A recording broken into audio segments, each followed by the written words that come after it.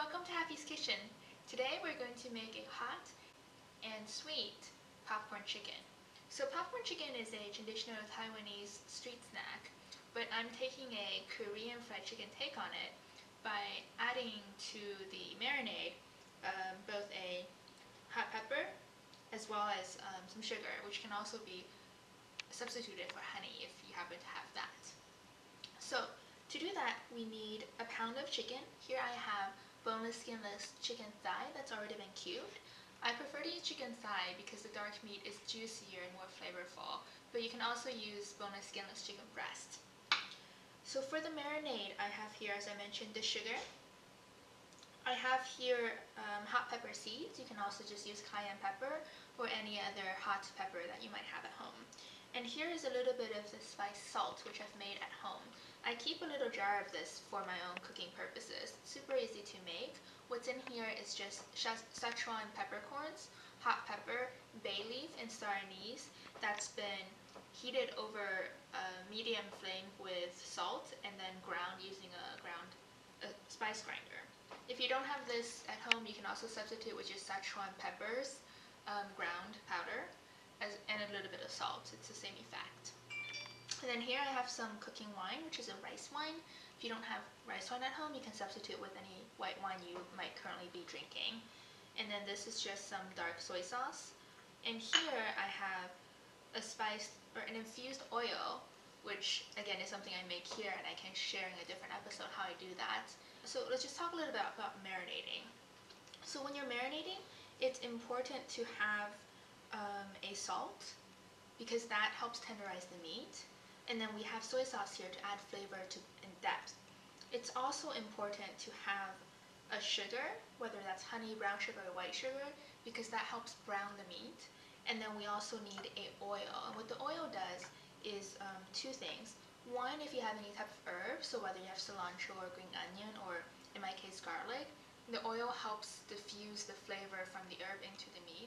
And the second thing it does is that it coats the meat and locks the juices in. Today, because we're doing two versions of the frying process, we're going to do a traditional oil fry as well as an air fry. Whenever you're air frying, it's super important that whatever you're frying has oil content, whether that's if you're doing wings, there's oil already in the skin, or here because it's skinless, it's important the marinade has oil so that it will help crisp up the coating that we'll give it later. So now to marinate the chicken, we just put all of our ingredients in.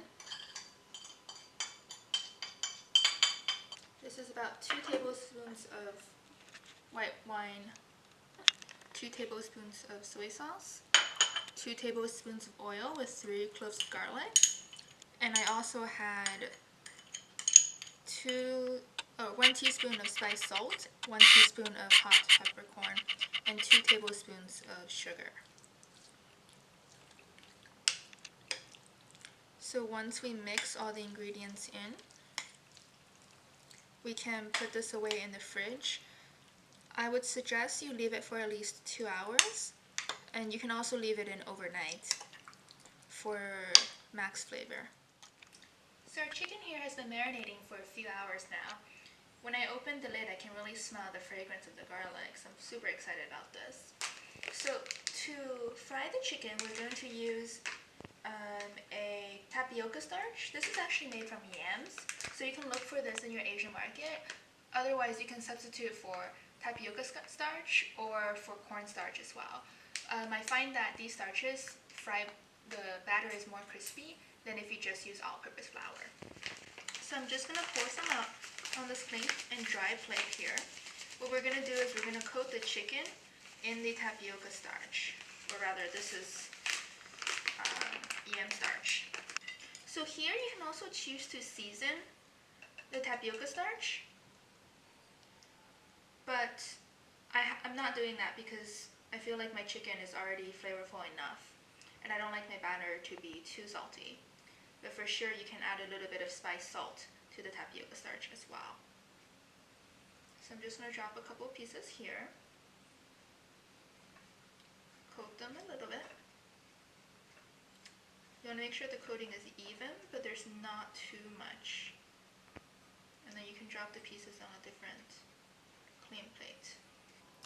So now our chicken has all been evenly coated. As I was doing this, it occurred to me that a much easier way of doing this would be sieving the liquid out of the chicken marinade and then dropping everything into a Ziploc bag and shaking it until the chicken is coated and dumping it back out. But I did not do that. Does not mean you cannot try that. So I've split my chicken into 2 batches since we're going to try the air fry version as well as the oil fry version.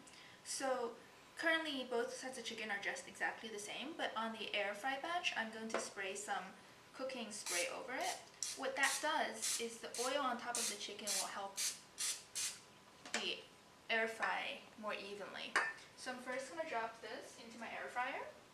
We're going to air fry at 350 degrees for about 8 minutes. So this oil is now ready to be fried. As you see, there are little air bubbles when you put your chopstick in. It's also going to be about 350 degrees. So we're going to put our popcorn and chicken in a piece at a time. Whether you're using the air fryer or you're using a pot to fry, it's really important that when you fry to not overcrowd the pot or the air fryer. Especially for the air fryer, it's really important for air to be able to circulate evenly. So our chicken's been frying for 5 minutes now. And you can tell the chicken's actually already cooked, but the batter is not yet crispy. So what we're going to do is turn the heat to high to just make the outside golden brown. Now back in the air fryer, the chicken has also been cooking. So here we want to shake the air fryer a bit so that it cooks evenly, and then just give it another spray of pan.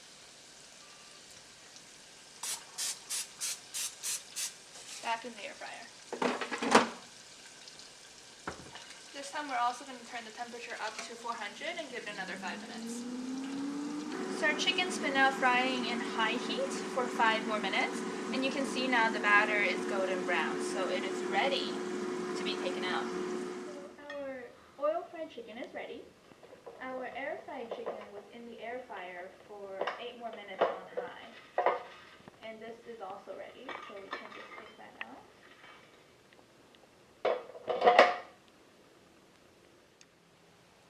So this is our oil fried popcorn chicken, and this is our air fried popcorn chicken. To finish off both, I'm just going to add a dash of our spice salt over, and we're finished.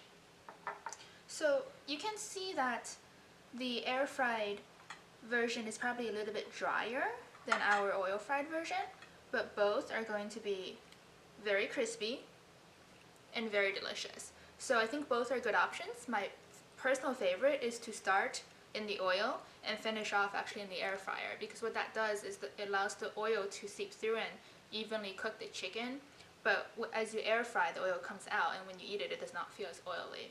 But if you're looking for a healthier alternative, definitely try the air fried version. And if you pair this with some homemade lemon lime green tea with honey, then it's basically replicating the bubble tea experience. So I hope you have a chance to try this recipe out.